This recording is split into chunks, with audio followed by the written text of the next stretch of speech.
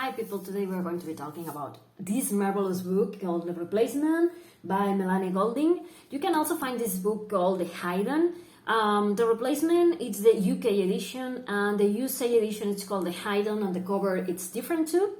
And I have to say that when I read her debut book, I was like blown out of my mind. It was called Little Darlings, and it talked about a mother who has had twins, and she's in the hospital, and there comes this weird woman to the hospital, and she wants to steal her twins away, and she ends up hiding in the bathroom with the twins, and the hospital staff thinks that she is kind of disillusional because there was no one there. And during all the book, you are reading this line between thinking that she has somehow become affected by the postpartum disillusion that everyone is accusing her of, and also believing that she is really seeing something else that's come to take the twins. And I did love the book because you have this thriller sense and suspense about someone wants to steal the twins from her, and but you don't know if it's real or it's in her head or it's happening, because there are inklings that point to you that it's really happening. But you also began thinking the things that she's seeing, because she is thinking about changelings and things like that. Are those things real, or she's become affected by everything going on? And I did love that the thriller had this supernatural vibe and elements on it, and it was something that it completely blew off myself out of my mind. It was like, wow, I did love that one. So when I discovered that she had the second book coming, The Replacement, I was completely, willing to read it. And at the beginning, I was a bit afraid that the first one was so amazing. It was something that I have never seen done. And this one had similar vibes in the way that there is this woman who she believes she's a Selkie. I don't know if you are familiar with the Selkies, but Selkies are like these sea creatures that they have their seals, and they use the pelt, and they can transform into women and to men, but they need their pelt to go back to water. If you grab the pelt of a Selkie, she or he are obligated to remain on land because they cannot return to their other body without the pelt. So I was thinking, okay, she did incredibly well with the first one. I don't know if this one is going to be, if I'm going to be saying, okay, I know everything now because the first one was like that or whatever. No, I was fucking wrong. I mean, this one is amazing. I was on the edge of my seat. I just couldn't stop reading. And all the questions about, is this real? Is this happening because this person has been abused and, maybe she has become affected, or is she real a Selkie? Or it was amazing, and the suspense and the wanted to believe in the supernatural, it's there in all the books, so it's amazing. So what is this one about? And this one, we are going to be the book is going to be narrated by different characters, and it's going to be jumping between the now moment and then, and the then can be like 1 month before or like 1 year before or whatever. And as I said, there's going to be different characters narrating the story, and it's a very amazing thing because you see all the points of view and you see, everything. Okay, we're going to be following a woman called Ruby. Ruby has had a downfall with her family. There's lots of things surrounding her family. I'm not going to say anything. You have to read the book to find those things out. And at the very beginning of the book, she's running because she's going to pick a child, and she has to pretend to be the mother of the child in order, to get away with this kid. Why?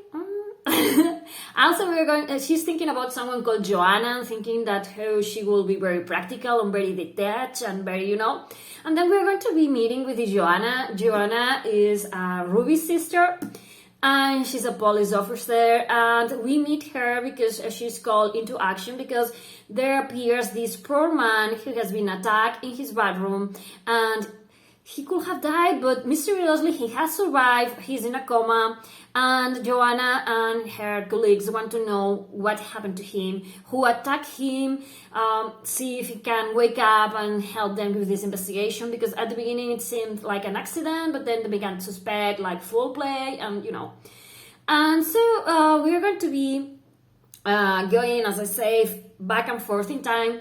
We are going to be following Ruby as she meets new people. She meets this man called George. He seems like a very awkward, shy man, albeit he's very attractive. And he begins telling her that he's living with a woman and her kid. And he tells her that the kid is his too. It's called Leonie. And they were together with the mom, but they're no longer together. And the mom never goes outside the home because she has agoraphobia. And there's lots of things that make you think this guy, it's really weird, because she has like sensors in the stairs coming to his apartment.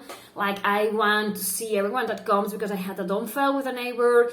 His flat is soundproof, and he keeps a secret that he has Constance, that's the mother of the kid, her ex-girlfriend or something.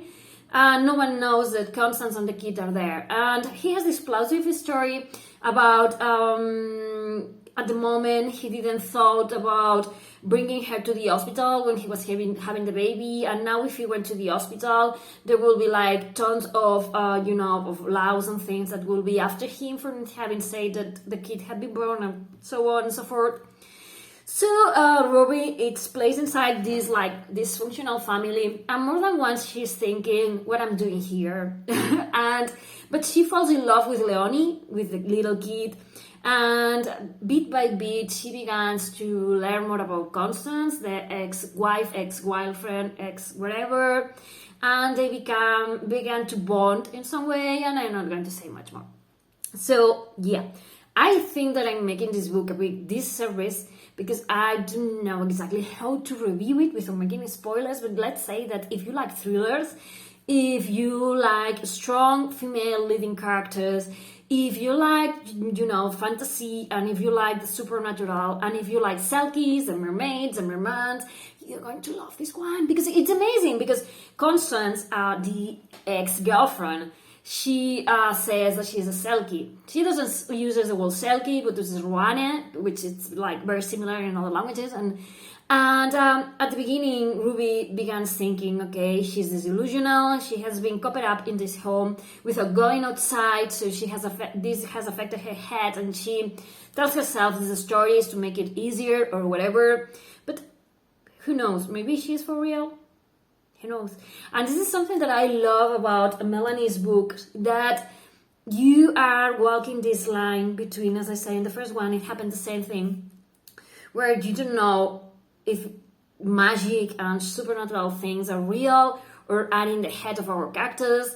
And one thing that I love, it's not spoilers, but when you end the book, it's so well written that you can decide if the supernatural exists or if it's something that was in the head of the characters. And I guess that depending on what you want to believe, you have evidence in the book to go whatever way you choose. So if you want to believe, okay, it was real, there was a Selkie in the book, maybe you can. And if you want to be more logical and say, okay, she was deluded, you can. And I think that this is an amazing way of writing that Melanie Golding has, that gives you, like solid ground to be thrown into the story. You have this suspension of disbelief in which you end up, believing the characters and feeling them, and it's amazing. I did love that we had these jumps in time because it gives you perspective and makes you understand the characters better. I also love that we have different characters narrating the story. Mainly it's Ruby and her sister Joanne, but we are going to also be seeing some chapters by Constance and by a guy. And for me it was amazing because it gave you so much scope into the story. I mean, I love this book. Couldn't put it down. It's one of the best that I have read this year. It has been a 5 stars, over 5 stars for me. So as I say, if you like a strong female lead, amazing, well-constructed, drawn the characters, amazing backstories of those characters, and if you like thrillers, and if you like books that hint at something else than what you are reading, like, as I said, it's real that there is Selkies and all of that, pick this one because you are going to love it. And now I'm shutting up because I have been rapping about this book. I think it's like for 10 minutes now. Okay, thank you for watching. Bye.